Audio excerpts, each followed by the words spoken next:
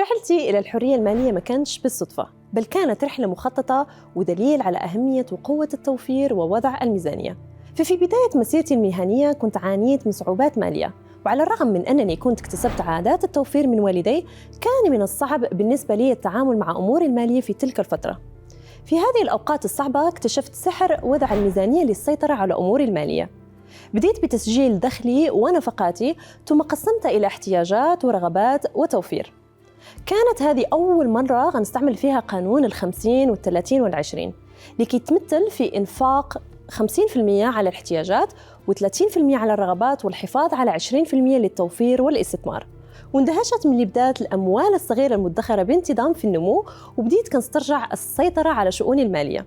الاستثمار بعد وضع الميزانية والتوفير أمر مهم للغاية، فهو كيتيح للأفراد الفرصة في زيادة الثروة بمرور الوقت. إعطاء الأولوية للاستثمار كيعطي الفرصة للأفراد بالاستفادة من قوة التراكم ورفع من قدرتهم المالية. اليوم أنا واقفة أمامكم، ومهمتي هي مساعدة الناس في تحقيق هذه الحرية المالية يلي كلنا بنسمع فيها. خلوا دائما في البال أن وضع الميزانية والتوفير ليس بتقييد الحياة. من خلال هذه الحلقة غنشارك معاكم نصائح عملية ساعدتني في بدء رحلتي في التخطيط المالي والتوفير وتطويرها. غنكتشفوا أيضاً كيفية استخدام المبالغ الموفرة لإنشاء الثروة ونموها والحصول على أول مليون.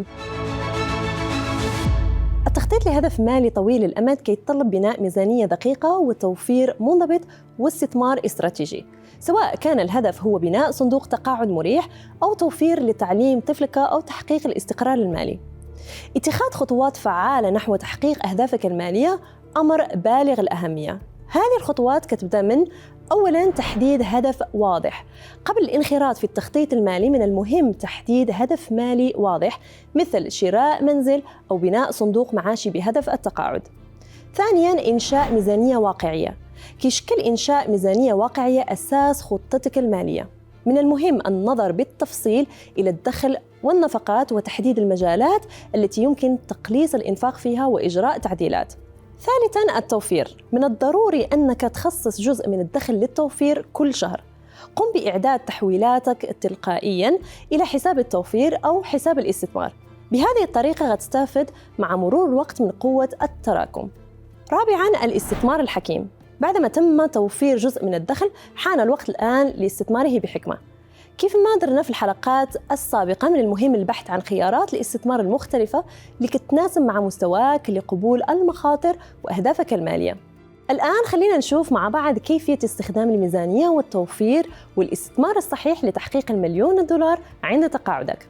تخيل معي أن عندك $50,000 اليوم ووفرت عليها $600 شهرياً ابتداءً من سن 30 لليوم يلي رح تتقاعد فيه، خلينا نقول 65 سنة، وافترضنا أنك ما بتاخد أي ربح سنوي عليه، فرح تكون سيفت 302,000 بحلول الوقت يلي رح تتقاعد فيه.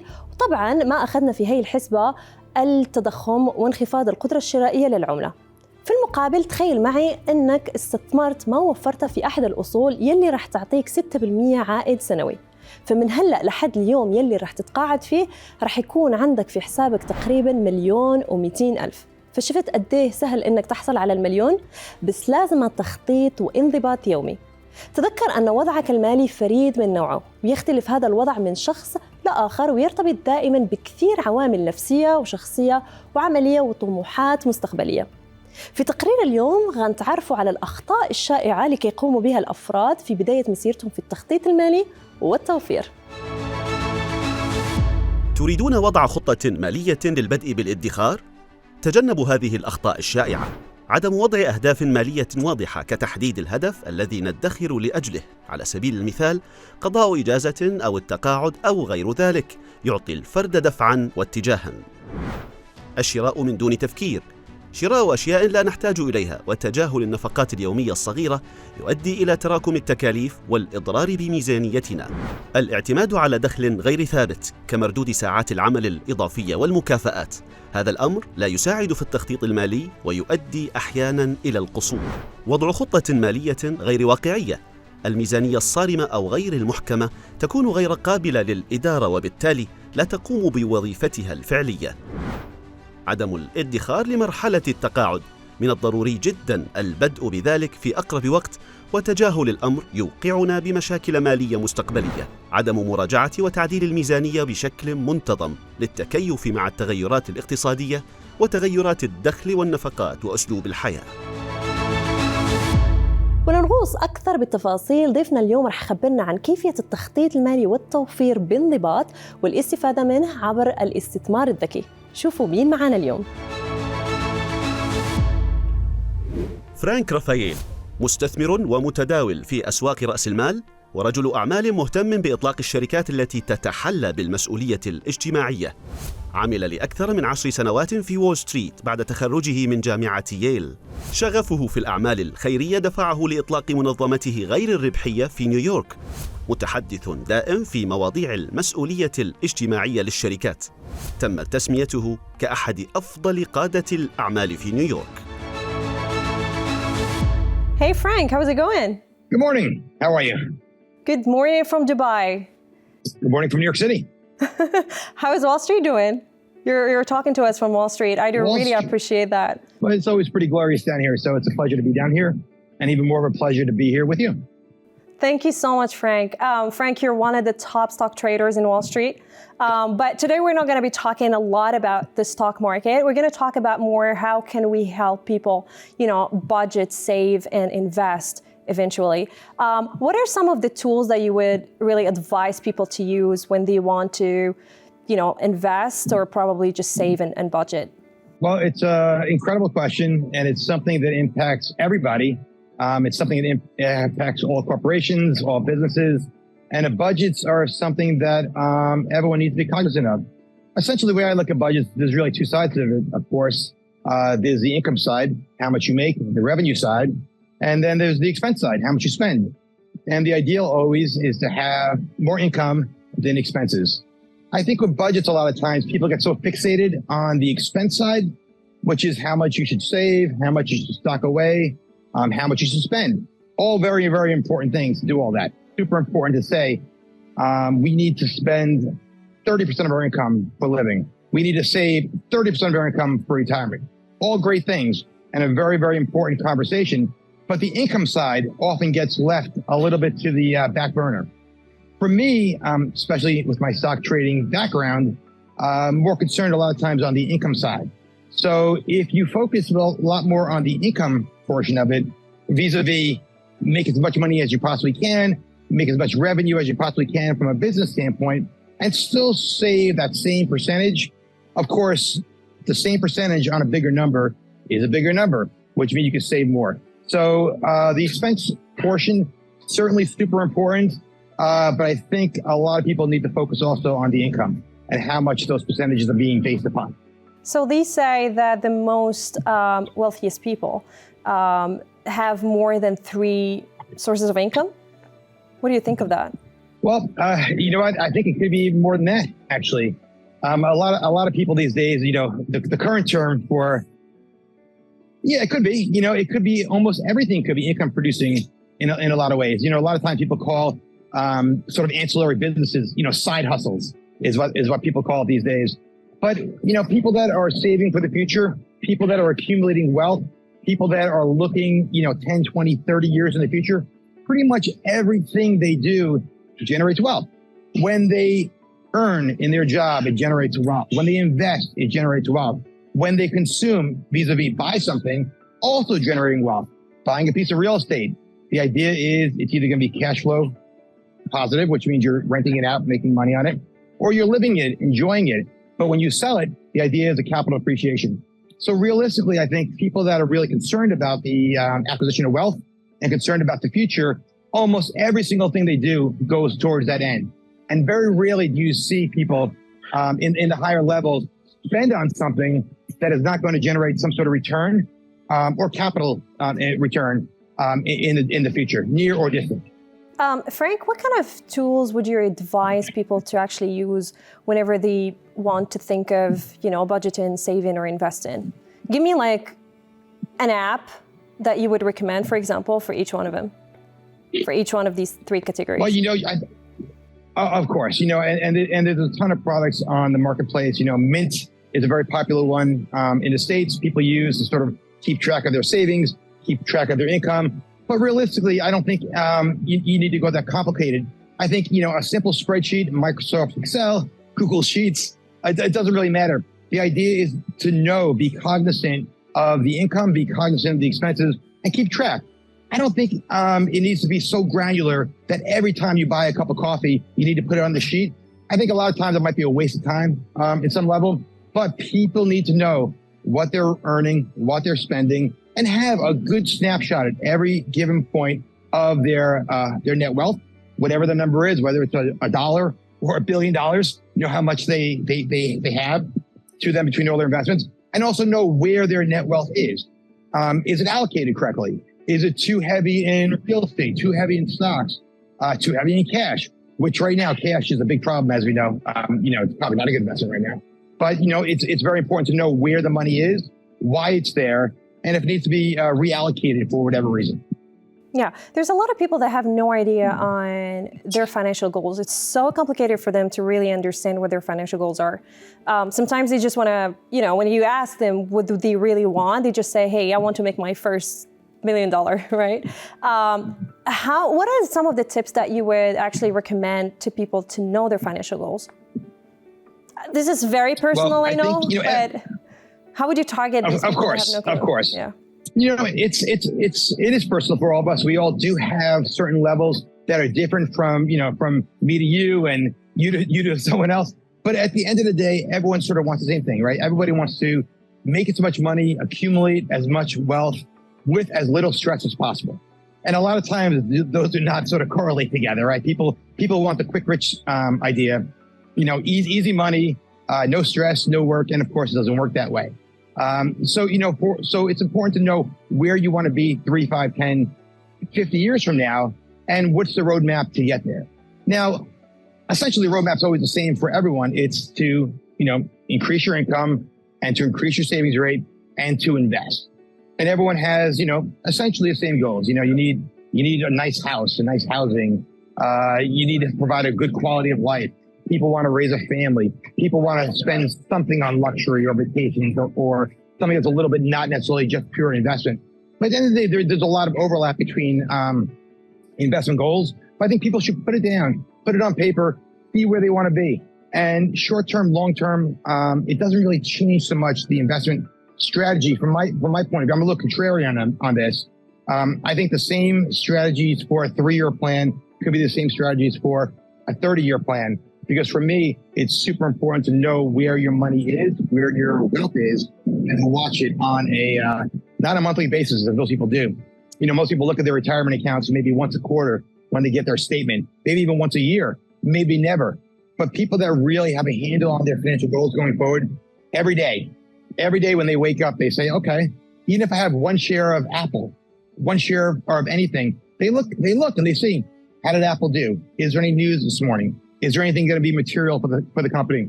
So when it comes to investing, what would you recommend people to really look into whenever they want to start investing and have no idea what kind of markets they have to go to? Yeah, that's an incredible question. And it's something that people do not think about, unfortunately. By far, the most important, or maybe the only thing that matters, is invest in something that you know. It could be a company. It could be a piece of real estate. It could be a stock, but you need to invest in something that you know. It could be cryptocurrency. Cryptocurrency, obviously, also very popular, but a lot of people invest in coins or NFTs or whatever the new blockchain du jour is without knowing what the business model is and why it's doing it. They're just trying to ride a wave. That doesn't work. That does not work. That works very short term. Sometimes there are people that are able to, get in early, cash out, and make a return. But it's important to know why you're investing towards that. Something I use personally when I look from a stock standpoint, a good investment is very simply, are the insiders of the company, essentially the people that run the company, people that are the CEO, the CFO, the board members, are they buying or are they selling? Luckily for us, and luckily thanks to United States regulation, the SEC, a lot of that is publicly disseminated knowledge. So you always hear about, illegal insider trading, but there's also legal insider trading. There are a lot of insiders that just know if the company is doing well because they're inside the company. So you can look at their filings, look at their reports and say, Insiders are buying, insiders are selling. And of course, for me, if an insider of a company, CEO, CFO, COO, board member is buying their shares and putting their personal capital in their own company, they put their money where their mouth is, that is a company what I want to be involved with. Conversely, you can see insider selling as well. And if you see insiders selling their shares for whatever reason, they know they're there every day. They know their company. That's a company that I want to sort of steer away from. And if I do have a position, I probably want to lighten up a little bit. Well, thank you so much, Frank, for all of these insightful answers. Today, we do have another guest with us who would be asking us together like about tips on how to save and how to budget and where to invest according to his status. What about we welcome him with us in this call? Excellent. Looking forward to it. Looking forward to it. Thank you so much.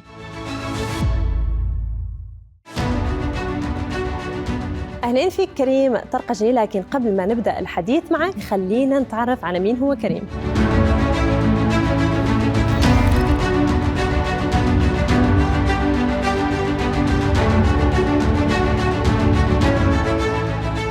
Kareem, how is it going? Hi, yeah, it's all well. How about you? I'm great. Tell us a little bit about you, Kareem. What do you do for a living? Who is Kareem? So Kareem is a 21-year-old university dropout. At the current moment, I might go back, so it's not final. I started my first business when I was 16 years old. I dabbled a little bit with e-commerce in the world of Web3, cryptocurrencies. And I'm also now a content creator. So I'm an in-house social media manager for one of the local companies here in Dubai. So what I do is I handle all the social media accounts relevant to the business and to the personal brand of our CEO. And I've never had consistent income getting generated every month, like because with my own business or with my freelance gigs, the incomes come and go, maybe 3 months with no income and just 1 month with a huge lump sum of income. So this is the first time that I earn fixed income on a monthly basis. So I'm just like looking to explore ways on how I could budget, save, and start investing in the stock market. Frank? Yes. So Kareem has told us a little bit about his story, and he's interested to first know tips and tricks on how he could really budget and save and then eventually start trading. I'm not sure he can trade currently because, he has a full-time job, but we can give him like tips on how to invest. Excellent. Well, first of all, congratulations on making the move to deciding to fixate on a budget and potentially embarking on the journey of trading. It's an incredible journey. So the first step by far is taking the step. So now that you made the step, the question is, how do you do it? And there's a lot of ways to figure that out. The first step is obviously consume information. Before you trade, by the way, before you invest $1, it's important to consume information, acquire as much knowledge as possible in a very, very, very micro way. What that means is focus on one market. It could be stocks, it could be options, it could be bonds, it could be Forex, it could be commodities. Doesn't matter. What that means is you read all their reports. You read every single news story. You read comments on message boards. After you do that, then you start trading. That's on a macro level. That's on a very, very high level. Traders don't necessarily deal on the macro. You mentioned the word day trader before in the intro. Day traders deal in the micro. Could be a day, could be an hour, could be 10 minutes, could be 30 seconds, could be less than 30 seconds. So then you need to learn the micro. So how do you learn the micro? Well, it's very simple. The same way you consume knowledge on the macro to learn about the company, then you look at the stock trade, you follow the trading motion of that stock, and stocks trade based on human beings, based on market sentiment, based on technical analysis, also based on human beings. So then you see, how does the stock trade on a day-to-day basis? What's the volume? What's the stock trading range? What's the high? What's the low? And then after you do all those sort of things, then you can look at market participants, the actual people in there. You can see this. This is public knowledge. You can see who the buyers are. You can see who the sellers are and see, can you recognize a pattern? Can you have a little secret sauce to figure out, can you find arbitrage? Can you find an opportunity that other people don't see?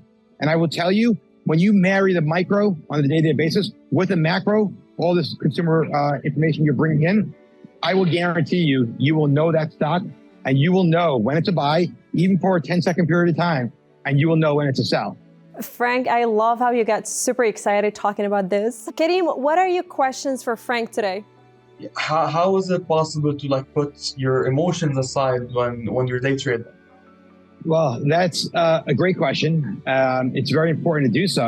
As was just mentioned, very smart to mention that, by the way. You're right. Emotions are challenging when you are trading. I will say I'm an emotional person too, so I empathize completely with you. And I can say that as a trader, yes, you do not want to make emotional trading decisions, but the benefit to being an emotional person is you understand other emotional people. When you're trading, you make your decisions not on the fly. And what that means is that traders, New York Stock Exchange behind me is open 9:30 in the morning, Eastern Standard Time, New York time, until 4 p.m., 9:30 to 4. Traders do not make their decisions, their trading strategies, I should say, between 9:30 and 4. Doesn't happen then. Trading strategies happen before 9:30 and after 4 p.m. And you figure out what is my strategy and why am I doing it? And then your job, and then you focus on that. You brainstorm on it. You see what worked. You can back test, look at trades that were successful, look at trades that weren't, and you'll remember the ones that aren't successful a lot more than the ones that were. And then you say, okay, this is what my strategy is going to be. Between 9:30 and 4, you are not making any strategy decisions. You're a robot. 9:30 to 4, you're a robot, and you do what you plan to do before the market and post market, and you leave the emotions aside. So I don't think the emotion thing is a negative. Just use it to your advantage. Yeah. Well, thank you so much, guys, for being here with me today. I wish we had more time to discuss this further and further. Thank you so much. كلنا على علم بأن التخطيط المالي والادخار بطريقة فعالة أمر حاسم للاستقرار المالي، ومع ذلك العديد منا كيعرفوا صعوبة في الالتزام بخطة مالية. بينما كيلعب الانضباط دور هام، هناك أيضاً استراتيجيات نفسية يمكن اعتمادها لتسهيل الوصول إلى أهدافنا المالية. غنكتشفوا معاً طرق لخداع العقل بهدف الالتزام بالميزانية والزيادة في التوفير. أولاً تلقائية التوفير. عند إعداد تحويلات تلقائية مباشرة إلى حساب التوفير، فأنت في الواقع كتجعل عملية التوفير سلوكاً افتراضياً وكيصبح جزء من نمط حياتك، وبالتالي كتكون أكثر عرضة لتكييف نفقاتك حول هذا التوفير. ثانياً استخدام التصور. احتفظ بتمثيل المرئي لأهدافك المالية في مكان يمكن لك رؤيته بشكل متكرر. فعلى سبيل المثال لما بتحتفظ فوق المكتب بصورة لمنزل الأحلام، فهذه التذكيرات المرئية كتساعدك في الحفاظ على أهدافك في مقدمة عقلك وجعلها دائماً الأولوية. ثالثاً اعتماد نظام المظاريف. هذه الطريقة في التخطيط المالي كتضمن تقسيم الفلوس في مظاريف مختلفة لكل فئة من فئات الإنفاق. عند إفراغ الظرف كيتوقف الإنفاق في تلك الفئة أوتوماتيكلي. رابعاً ممارسة الإنفاق الواعي. قبل كل عملية شراء اسأل حالك إذا كان هذا الغرض أو الخدمة يلي رح تشتريها من الضروريات، وإذا كان بالفعل غيضيف قيمة لحياتك. هذا التفكير كيساعد الفرد على اتخاذ قرارات واعية. وضع ميزانية مالية والادخار هم أشياء شخصية جداً، فاستراتيجيات للوصول إلى هدفك المالي كتختلف من شخص لآخر. الأهم هو أن تبقى منضبط بشكل يومي ومتحمس، وهي بتكون خلطتنا لأول مليون.